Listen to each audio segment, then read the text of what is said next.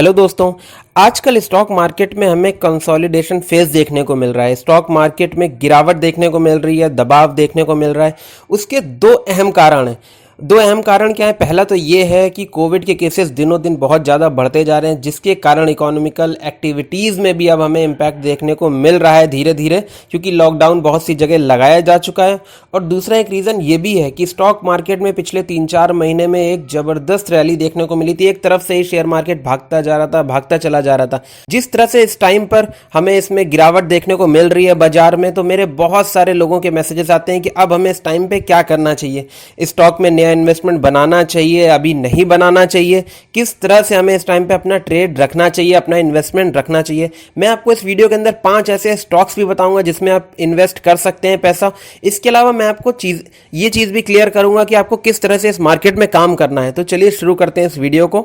मैं सुमित आपका अपने चैनल में बहुत बहुत स्वागत करता हूं। अगर आपने अभी तक हमारे चैनल को सब्सक्राइब नहीं किया है तो शेयर मार्केट से जुड़ी सारी अपडेट्स को पाने के लिए हमारे चैनल को अभी सब्सक्राइब कीजिए। सबसे पहले मैं आपको बता दूं, मार्केट में एक तरह से 3 तरह के इन्वेस्टर्स होते हैं। पहला तो हो गया जो कि 1 साल के अंदर इन्वेस्ट करके और पैसा कमाना चाहता है। तो ये जो मार्केट है ये अभी इन इन्वेस्टर्स के लिए, इस तरह के ट्रेडर्स के लिए नहीं है। हाँ, मैं उनकी बात नहीं कर रहा हूं जो कि न्यूज़ेस के बेसिस पे डेली ट्रेड का बनाते हैं और अपना पैसा जो है प्रॉफिट बदल लेते हैं, या लॉस भी होता है कभी कभी। मैं उनकी बात कर रहा हूं जो कि बिजनेस को देख करके, कंपनी की ग्रोथ को देख करके इन्वेस्ट करना चाहते हैं। तो जो लोग 1 साल से कम का नजरिया रखते हैं उन्हें इस टाइम पे निवेश नहीं बनाना चाहिए मेरी राय में, क्योंकि अभी मार्केट में जिस तरह का दबाव देखा जा रहा है, इस तरह के दबाव में ग्रोथ जो है वो हमें 6 महीने 8 महीने में किसी भी अच्छे कॉर्पोरेट हाउस की दिखना मुश्किल दिख रहा है। हाँ, अगर आप न्यूज़ के बेसिस पे, रिजल्ट्स के बेसिस पे कोई इन्वेस्टमेंट करना चाहते हैं वो बिल्कुल अलग बात हो गई है। अच्छा, पहला तो इन्वेस्टर हो गया जो कि 1 साल से ज़्यादा नहीं रुक सकता और एक ही साल में अपना माल खरीदना और बेचना चाहता है। दूसरा होता है जो 1 साल से 5 साल तक के लिए रुक सकता है। हाँ, उसके लिए बहुत अच्छा मौका है ये।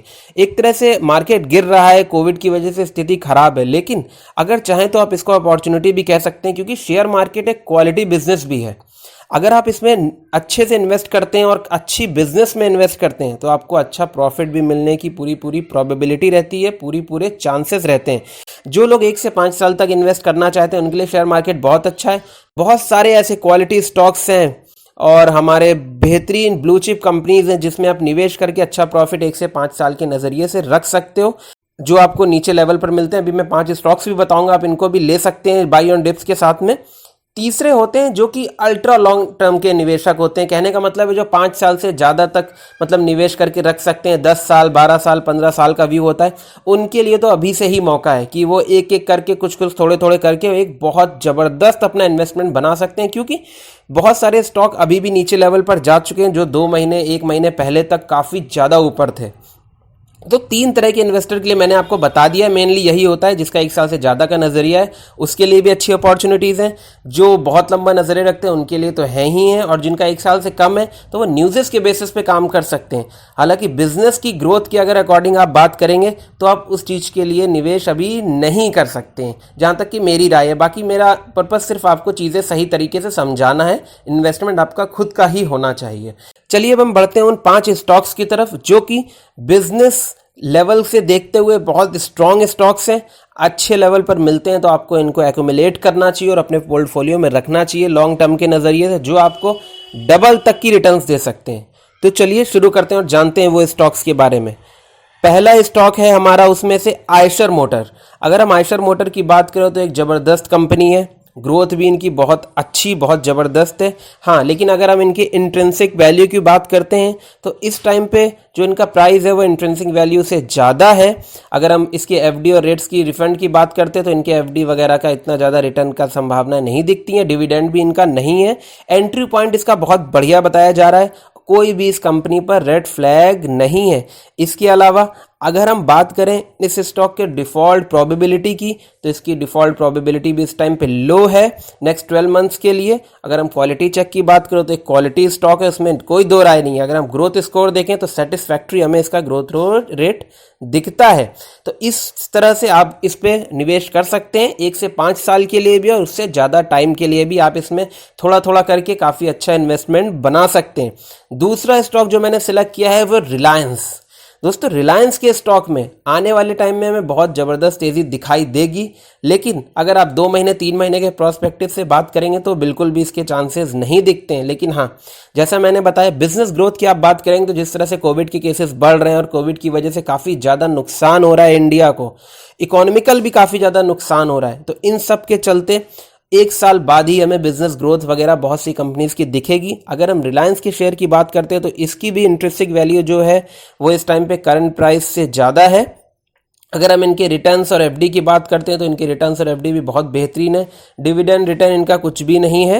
एंट्री पॉइंट गुड है, बहुत बढ़िया है, और इस पर भी कोई रेड फ्लैग नहीं है, और ये भी अच्छे वैल्यूएशन पर मिल रहा है। आप इस स्टॉक को चाहें तो अपने पोर्टफोलियो में रख सकते हैं, क्योंकि इनका भी बिजनेस मॉडल बहुत स्ट्रांग है। अगर हम इनकी डिफॉल्ट प्रोबेबिलिटी की बात करते हैं तो वो भी लो है, क्वालिटी चेक की बात करें तो वो भी सेटिस्फैक्ट्री है, और क्वालिटी ग्रोथ की अगर हम बात करें, स्कोर ग्रोथ की बात करें तो वो भी इनका बढ़िया टॉप परफॉर्मर ही रहा है रिलायंस का शेयर। तो आप इस शेयर में भी निवेश करके चल सकते हैं लॉन्ग टर्म के नज़रिए से।